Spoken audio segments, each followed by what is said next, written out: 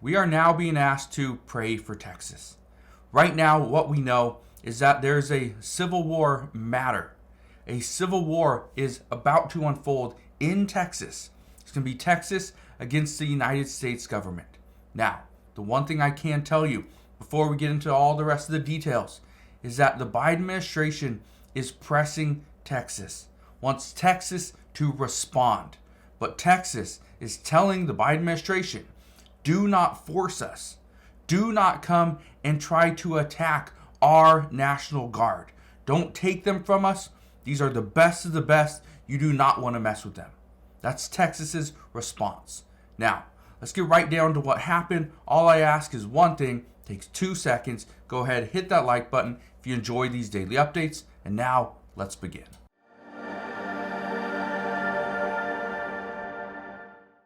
So there are a lot of things going against Texas at this time. And these are things that are happening in other countries as well as in this country. The number one thing that is happening that is pushing the Biden administration against Texas is that Democrats are asking the Biden administration and President Biden himself to step up and to actually be a leader. Why? Because this is an election year. According to Democrats, President Biden has to prove himself and show that he is the leader of this country. And he cannot allow Texas to do anything else but follow his command. That's where Texas says, absolutely not. But I want to show you this. Okay, the Texas Lieutenant Governor, Dan Patrick, he was asked if Texas and the United States are going to head to a civil war. Well, his response was this: we believe constitutionally we are right. We have the right to defend our citizens. We have the right to defend this country, and we are just doing our job.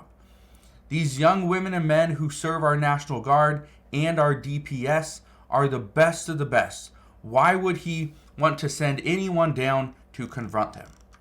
He also goes on to say, the biggest mistake the Biden administration could make would be confronting law enforcement or our military, our National Guard at our border, at this park, when we are actually doing the job that the American people want. That's exactly what he's saying. Do not confront our National Guard or our law enforcement. They are the best of the best. They are just doing what the American people are asking for. Well, one of the things that the American people are asking for is, why didn't President Biden, or why hasn't he, called for a national emergency?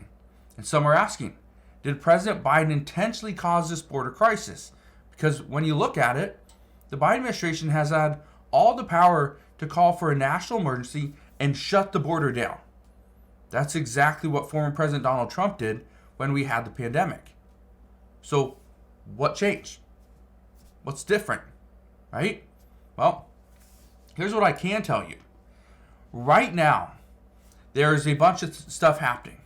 One of the things that is happening right now, and some are expecting, we're going to see a bill for this week, where the Senate could potentially vote on a bill for border security.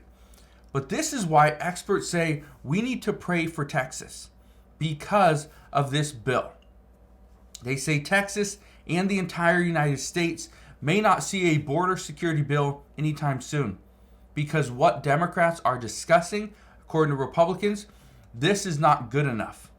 This is why former President Donald Trump and many House Republicans, they say they are going to kill this border deal. This deal is not good enough. Here's why. They say it's not good enough to stop the invasion, and it would actually create a daily intake number. So the bill that's currently being discussed is if the United States, or if we see more than 4,000 illegal immigrants coming into the United States every single day for the course of 1 week, then the Department of Homeland Security could intervene and shut the border down. At 4,000 per day, they could shut the border down. At 5,000 per day, the Department of Homeland Security would be required to shut the border down. But the big number is at 8,500. So 8,500 illegal immigrants coming into the United States every single day for 1 week. Well, This would require the Department of Homeland Security to close the border. Okay, nobody coming in unless they're coming in for asylum due to being tortured or whatever, right? For safety concerns. But then the issue there is, well, how do we know it's a true safety concern? Somebody could just say, I'm coming in because I'm worried about this, right? And there's no proof. So that's all people are going to do. This is why Republicans say, absolutely not. This bill is not good enough. All it's going to do is create a daily intake number, not set a limit. That's a problem. This is why Republicans say we are going to reject the bill.